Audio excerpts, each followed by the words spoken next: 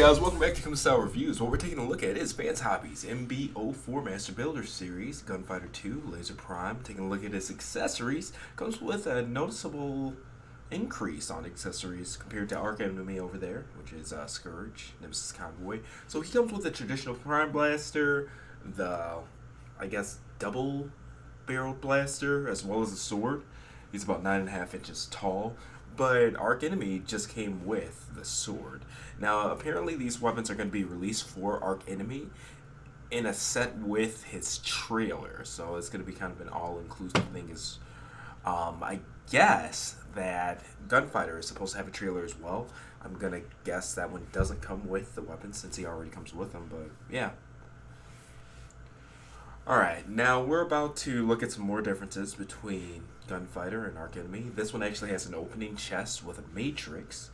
Arc Enemy, it had the space for the matrix, but they glued the chest shut. And some people had actually pried open the chest, and there was no lock. You see that little space in the middle while I zoom in on the matrix or focus on it. But there was no way for it to actually peg in, so they just glued it shut. Scourge didn't have a matrix or anything like that anyway. No real point to it. Just one of those things that would have kind of been cool. Now, this one's actually 120, just like Arc Enemy, but what they did, it's less die cast. So one area in particular I noticed that there wasn't die cast on Gunfighter is the hips, to where they're completely die cast on Arc Enemy there. Not just that, top to bottom, bottom to top view. And now, just like Arc Enemy, there are two spots in one spot in each of the shoulders to where they can rotate, and they have those female peg areas for the weapons to peg in. Now, all three of his weapons actually peg into these spots, which is cool.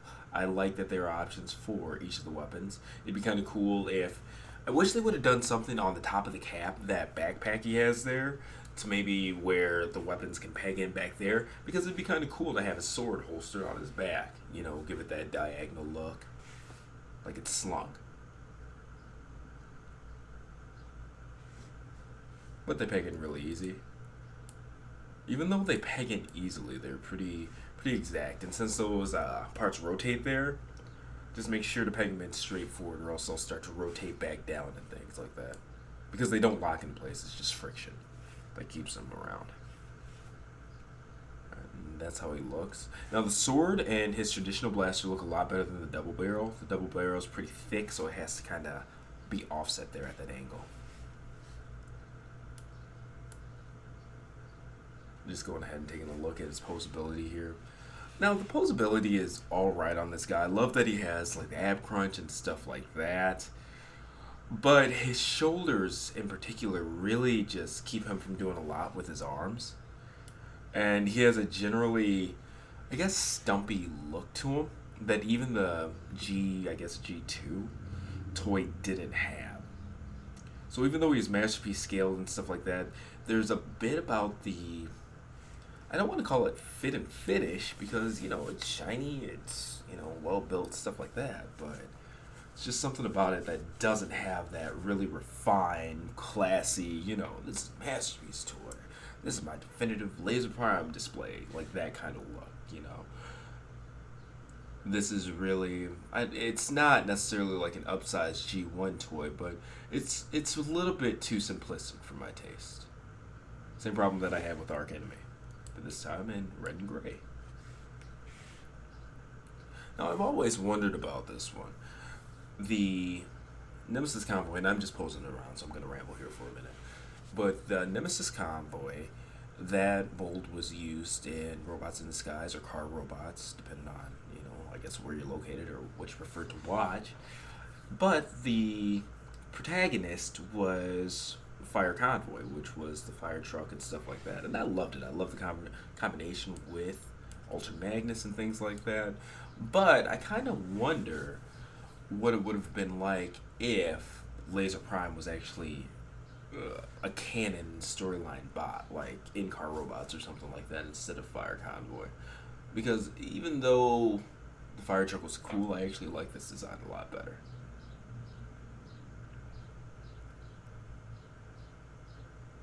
It was kind of crazy to see a Nemesis convoy with the traditional Optimus Prime look, and Fire Convoy was quite a bit different. Let's get this guy transformed.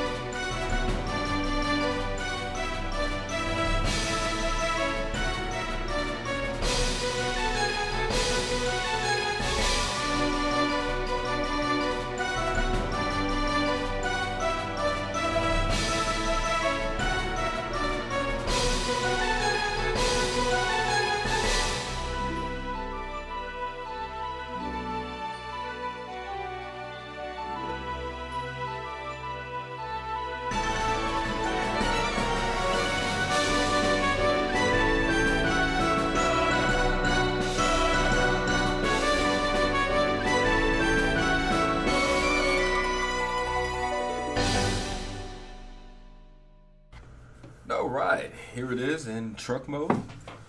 Definitely, I would say this is my favorite cab mode of Optimus Prime.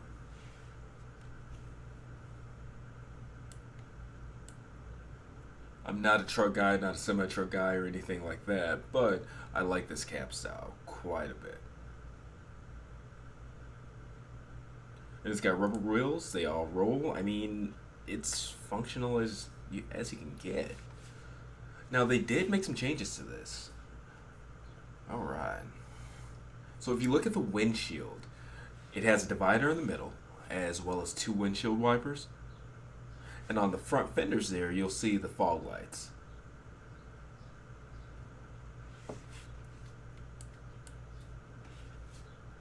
So pretty cool stuff. It's not just straight up redeco and stuff like that, even in the cab mode. Now, on that side, you can see that he has the hip covers there. So you don't just have that blank area. And it's pretty neat. I like how they slide in and out and fold and stuff like that. It's actually cool engineering to it.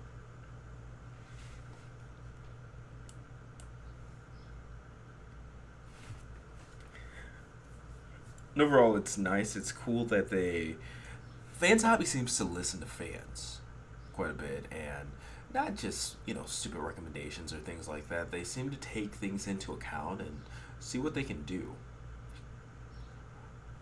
Now, like Arc Enemy, his weapons can go ahead and, well, I guess you could choose one blaster to peg into the back there. And I like it. It's a good look. It actually looks a lot more complete like that. One thing I do wish is that there was an area for the sword, but the sword is freaking huge. It's about as long as the cab itself, so, admittedly, that's not really feasible. But it'd be nice. Be nice. There you have it. Gunfighter 2 and Arch Enemy in cab mode. Alright, here's a comparison side by side with MP10 Optimus Prime, MP30 something, Optimus Primal, as well as Arch Enemy. You can see there he's about 9.5 inches compared to the 9.25 of MP10, so slightly taller there. But yeah, it's a great world we live in when we have all of these Masterpiece Optimus Prime options now. Check out the full review, comestyle.com.